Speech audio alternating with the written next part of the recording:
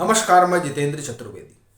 प्रधानमंत्री नरेंद्र मोदी के खिलाफ शंभू और खनौरी बॉर्डर पर जो मोर्चेबंदी हो रखी है वो न सिर्फ पंचर हो गई बल्कि उनके पीछे खड़े सियासी अलंबरदारों की उम्मीदों पर भी पानी फिर गया।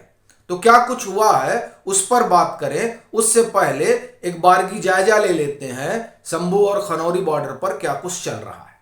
वहां 3 मार्च को योजना बनी है 6 मार्च के लिए, जिसमें दिल्ली कूच का ऐलान उन लोगों ने कर रखा है। दूसरा, 10 मार्च को रेल रोको अभियान उनका चलेगा। लेकिन इस बीच 2-3 घटनाएं ऐसी घटी हैं जिसने इन लोगों के अभियान की हवा निकाल दी है। तो क्या कुछ हुआ है उसको जान लेते हैं एक बार की। देखिए, पहला तो जो संयुक्त किसान मोर्चा है, जो इस शंभू और खनौरी बॉर्डर के जुटान का हिस्सा नहीं है, उसने इन लोगों की पोल पट्टी खोल दी है, जिसमें यह साफ स्पष्ट हो गया है कि किस तरीके से जो सरवन सिंह पंडेर है उनकी अगुवाई में जो पहला किसान आंदोलन हुआ था उसमें इन लोगों ने ट्रैक्टर दौड़ाए थे। कहां?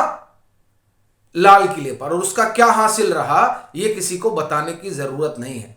यही वजह है कि ये जो जुटान यहां हुआ है उस जुटान को जनता का समर्थन नहीं मिल पा रहा है, क्योंकि जो पंजाब के लोग हैं वो जान रहे हैं कि दरअसल ये जो जुटान है, इस जुटान के पीछे की कहानी क्या है।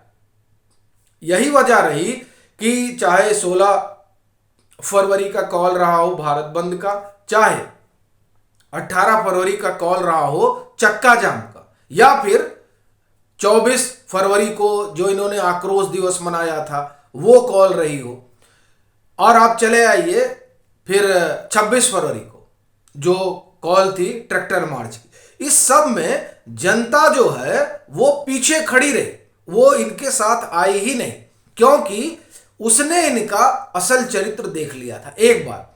दूसरी बात, ये जिस खेती किसानी के नाम पर गाल बजा रहे हैं वो किसान भी इनके साथ खड़े नजर नहीं आ रहे हैं, क्योंकि उन्होंने भी वो मंजर देखा था जब देश की एकता, अखंडता और सबसे बड़ी चीज है संप्रभुता पर ट्रैक्टर दौड़ाकर हमला किया गया था 26 जनवरी को। और यही वजह है कि जो लोग उसमें शुमार रहे, जिनकी उस ट्रैक्टर मार्च में भूमिका रही, उनके आवाहन पर कोई निकल नहीं रहा है, भले ही दिल्ली कूच का ढिंढोरा पीटा जा रहा हो। तो एक बात तो ये स्पष्ट हो गई। और ये देखिए, ये पूरा रहस्य जो है ये उन्हीं लोगों ने खोला जो इनके साथ एक दौर में रहे हैं। अभी तो वो अलग है, अभी तो वो इनके आंदोलन का समर्थन कर रहे हैं संयुक्त किसान मोर्चा वाले, लेकिन वो शंभू और खनौरी बॉर्डर का हिस्सा नहीं बन रहे हैं। तो एक तो ये हुआ। दूसरी चीज क्या हुई है कि प्रधानमंत्री नरेंद्र मोदी ने जिस तरह से इनके, आप एक तरह से कहें कि मूल पर जो चोट की है, उसमें 2-3 बातें हुई हैं। इस आंदोलन का आधार क्या है? इस आंदोलन का आधार एमएसपी को बनाया गया है, और फिर उसमें यह कहा गया कि साहब आप गारंटी दे दीजिए। जब ये गारंटी की मांग कर रहे हैं और योगेंद्र यादव सरीखे लोग कक्षा लगाकर बता रहे हैं, और उनकी कक्षाएं जो है वो कहां चल रही हैं? यूट्यूब पे चल रही हैं, उनका जो अपना चैनल है। और दूसरी तरफ अभी तो वो एक तरह से कहें कि राहुल गांधी के मेंटर बने हुए हैं, तो राहुल गांधी भी हुंकार भर रहे हैं कि हम आएंगे तो एमएसपी की गारंटी देंगे। ये जब तमाम चीजें हो रही हैं तब 2-3 बातें निकलकर सामने आ रही हैं। पहला तो ये कि एमएसपी का जो खेला है वो तो फोर्ड फाउंडेशन ने शुरू किया था, और कब? 1960 में।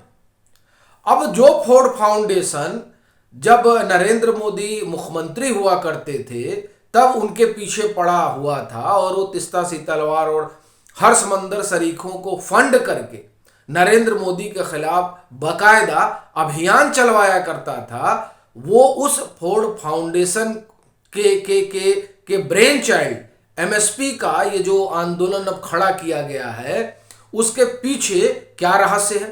क्या ये नरेंद्र मोदी को एक तरह से कहें कि सत्ता से बेदखल करने का षड्यंत्र है, चूंकि ये चुनाव के ठीक पहले शुरू हुआ है।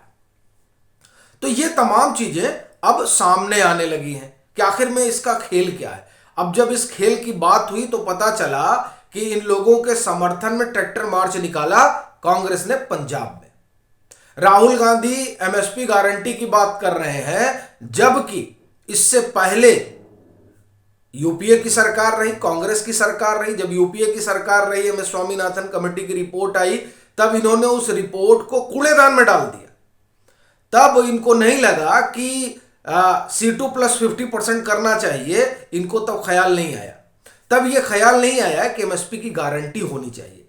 अब देखिए भूपेंद्र सिंह हुड्डा क्या कह रहे हैं। भूपेंद्र सिंह हुड्डा कह रहे हैं कि आप जो है दे दीजिए गारंटी एमएसपी की, किसान चले जाएंगे। अरे आपकी भी लंबे समय तक सरकार रही हरियाणा में, आप लोगों ने क्यों नहीं दिया?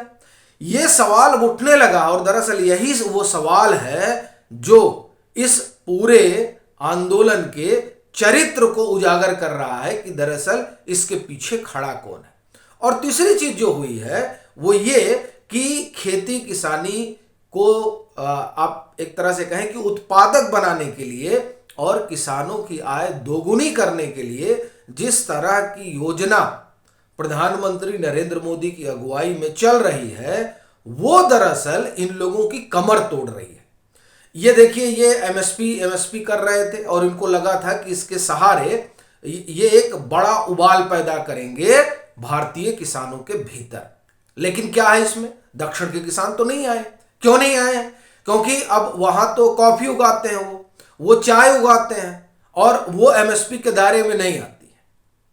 तो यानी जो दक्षिण के किसान है, वो जो ज्यादातर खेती करते हैं, उसमें एमएसपी का कोई रोल है नहीं, तो इसलिए वो क्यों ही आए आपके साथ। फिर आप चले आइए पश्चिमी उत्तर प्रदेश। पश्चिमी उत्तर प्रदेश का किसान क्यों नहीं है? क्यों? क्योंकि जिस गन्ने की खेती वो करता है, उसका जो आप ये कहें कि मूल्य है वो ज्यादा हाई है, तो इसलिए उसके भी इसमें कोई भूमिका नहीं है। फिर इसमें जो एक राजनीतिक आप ये कहें कि दल की इसमें बड़ी हिस्सेदारी हुआ करती थी, वो रालोद है। रालोद की वजह से ही इनका बल था, तो रालोद अब एनडीए का हिस्सा हो गया।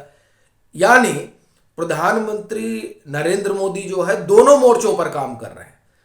एक तरफ, या मैं कहूं कि तीनों मोर्चों पर काम कर रहे हैं। एक तरफ तो इन लोगों को एक्सपोज किया जा रहा है, दूसरी तरफ क्या हो रहा है कि खेती किसानी से जुड़ी जो समस्याएं हैं, उन समस्याओं को एड्रेस किया जा रहा है। और तीसरी तरफ जो लोग इस आंदोलन में एक तरह से कहें कि रीढ़ रहे हैं 2020-21 वाले किसान आंदोलन में, और जिनकी वजह से ये बड़ा बन पाया, खासतौर से अगर हम पश्चिमी उत्तर प्रदेश की बात करें, तो उन राजनीतिक दलों को न्यूट्रलाइज कर दिया गया। अब रालोद भाजपा के साथ है, क्या करेंगे अब टिकैत साहब? तो इस तरह से आप देखें कि जिस रणनीति के तहत ये शंभू और खनौरी पर जुटान हुआ, उस रणनीति को ही फुस कर दिया गया और उसके जो तमाम एलिमेंट हैं, उस एलिमेंट को एक एक करके, या हम कहें कि उसके तमाम कलपुर्जों को एक एक करके दुरुस्त कर दिया गया।